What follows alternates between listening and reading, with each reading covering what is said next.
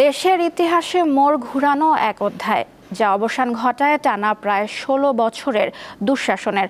পদত্যাগ করতে বাধ্য হয়ে দেশ ছেড়ে পালিয়ে যান তৎকালীন প্রধানমন্ত্রী শেখ হাসিনা। ২০২৪ সালের ওই ছাত্র জনতার অভ্যুত্থানে নেতৃত্বদানকারীরা জানান, তাদের নতুন বাংলাদেশ গড়ার স্বপ্ন গেল এক বছরে অনেকটাই বাধাগ্রস্ত হয়েছে।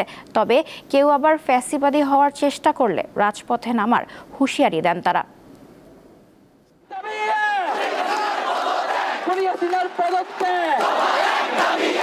শেখ হাসিনা সরকারের বিরুদ্ধে এই স্লোগান তখন ছড়িয়ে পড়ে টেকনাফ থেকে তেঁতুলিয়া পর্যন্ত। কিশোর থেকে বৃদ্ধ কিংবা নারী পুরুষ সবার একটাই চাওয়া আওয়ামী লীগের দুঃশাসন থেকে মুক্তি। ঘটনাক্রমে অনেক কিছুই হয়তো মলিন হয়ে যাবে মানুষের স্মৃতি থেকে, কিন্তু হেলিকপ্টারে করে শেখ হাসিনার পালানোর ওই দৃশ্য হয়তো রয়ে যাবে ইতিহাসের সাক্ষী হয়ে।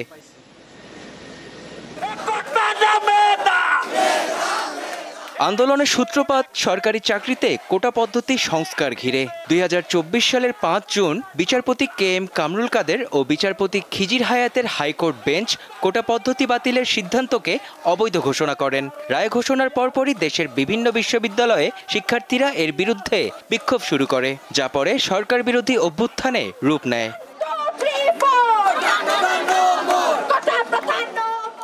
ওই আন্দোলনের অন্যতম রূপকার দেশের ছাত্র সমাজ, যাদের মধ্যে অন্যতম বর্তমান জাতীয় নাগরিক পার্টির নেতৃবৃন্দ। তাদের কাছে প্রশ্ন ছিল, এক বছরে এই অভ্যুত্থানের প্রাপ্তি কতটুকু? প্রাপ্তির জায়গাতেও অনেক আমাদের প্রত্যাশা পূরণ হয় নাই। সংস্কারের মাধ্যমে রাষ্ট্র কাঠামোটার পরিবর্তন এবং যেই দলই আসুক না কেন এই সংস্কারকে মেনেই নতুনভাবে দেশ পরিচালনা করবে, এই কমিটমেন্ট রেখে তারা আসবে, এটাই ছিল আমাদের প্রত্যাশা। তো আমরা আশা করি জুলাই সনদ হবে, আর আমরা যদি জুলাই সনদ না হয় ঘোষণাপত্রের বিষয়টাও একই, সরকার যেহেতু দেয় নাই সেটা আমাদেরকে নিজ দায়িত্বে দিয়ে দিতে হবে। ৫ই আগস্টে মানুষের যে আশা ছিল এটা কিন্তু সর্বোচ্চ লেভেলে ছিল এই বাংলাদেশকে নিয়ে। তো আমি মনে করি আমার জায়গা থেকে যে সেই সর্বোচ্চ আশা পূরণ করা একটা দীর্ঘমেয়াদী প্রক্রিয়া, কিন্তু এই এক বছরেও যতটুকু পূরণ হওয়ার কথা ছিল ততটুকু এখন পর্যন্ত পূরণ হয়নি। তবে জুলাই অভ্যুত্থান ব্যর্থ হয়নি বলেও মন্তব্য করেন তারা। কিন্তু আমি মনে করি না জুলাই ব্যর্থ হয়েছে, বরং জুলাই সম্ভাবনার জায়গা তৈরি করেছে, একটা ভিত্তি তৈরি করেছে। সামনে ওই সংস্কারের ভিত্তিতেই সরকার গঠিত হইতে হবে। যদি কোনো সরকার, কোনো দল এই ভিত্তি থেকে যদি সরে যায়, তাহলে আসলে জনগণ, অভ্যুত্থানকারী ছাত্ররা, শ্রমিক, সাধারণ মানুষ তাদের সমর্থন দিবে না,